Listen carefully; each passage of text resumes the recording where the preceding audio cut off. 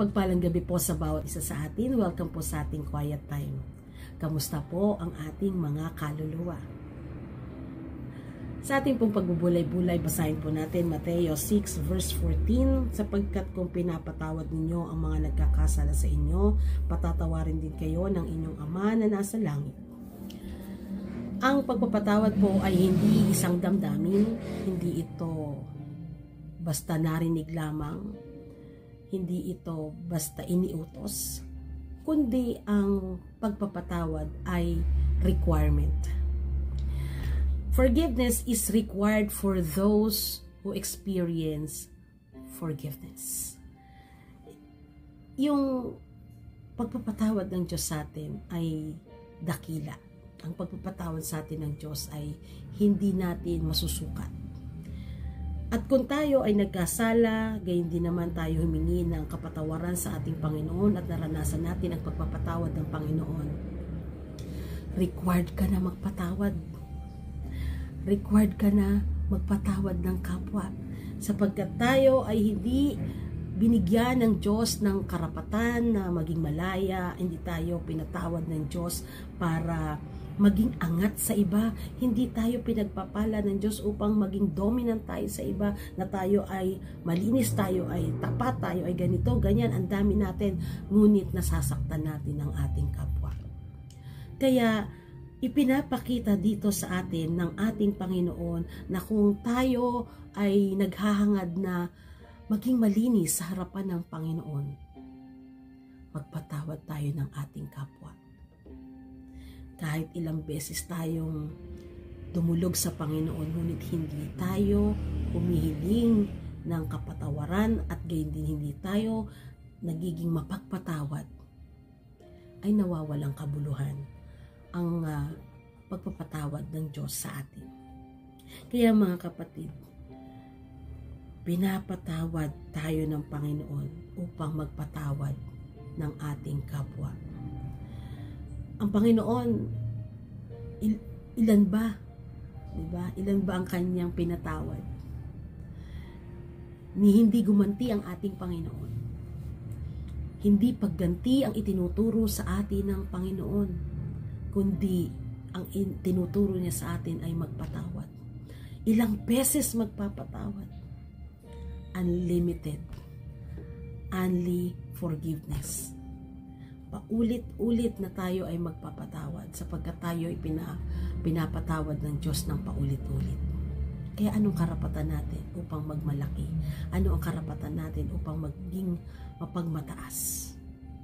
At ano ang karapatan natin para hindi maging mapagpatawad? Kaya binibigyang diin ng Diyos sa atin ang kahulugan ng pagpapatawad niya sa atin. Ang pagpapatawad niya sa atin ay nangangahulugan na tayo ay required na magpatawad sa ating kapwa bilang kanyang mga tagasunod and make a blessing. Diba?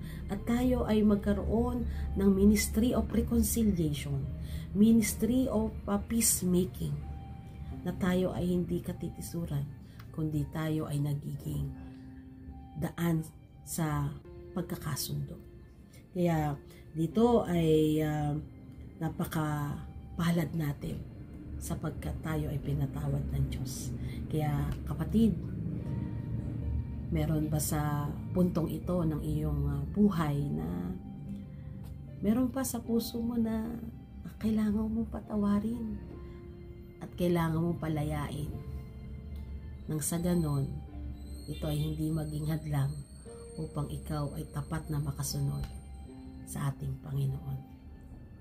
Kaya sa oras na ito, manalangin tayo. Ipanalangin natin sa Panginoon na punuin ng pag-ibig at ng pagpapakumbaba ang ating mga puso. Tayo manalangin. O Diyos na dakila sa lahat, Ikaw ang unang nagpatawad sa amin. Salamat po sapagkat pinatawad mo kami sa aming mga pagkakasala. Pinatawad mo kami sa aming mga karumihan. Pinatawad mo kami sa aming mga pagkakamali. Sa oras na ito, Diyos, nagpapakumbaba kami na patuloy mong linisin at paging dapatin ang aming puso. Paging banalin mo po ang aming buhay, na kami ay makalakad sa liwanag ng iyong pag-ibig.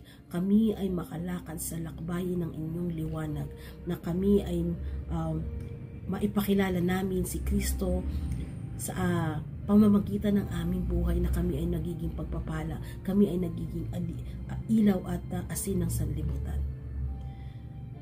Purihin ka, O Diyos, sa oras na ito.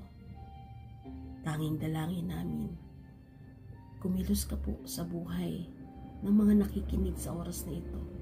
Sila na mga merong pang mga dalahin sa kanilang puso.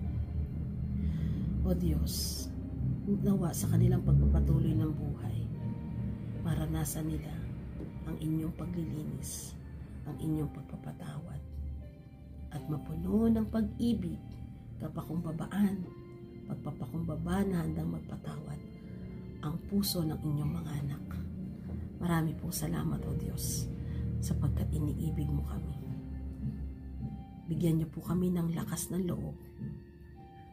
Bigyan niyo po kami ng matibay na pananampalataya at manaig ang aming relasyon sa inyo.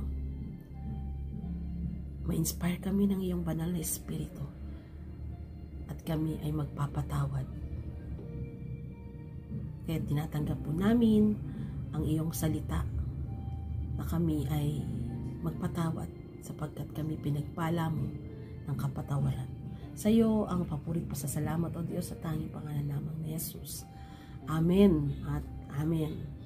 Mga kapatid, magpatawad tayo sapagkat iniibig ka ng Diyos. God bless everyone.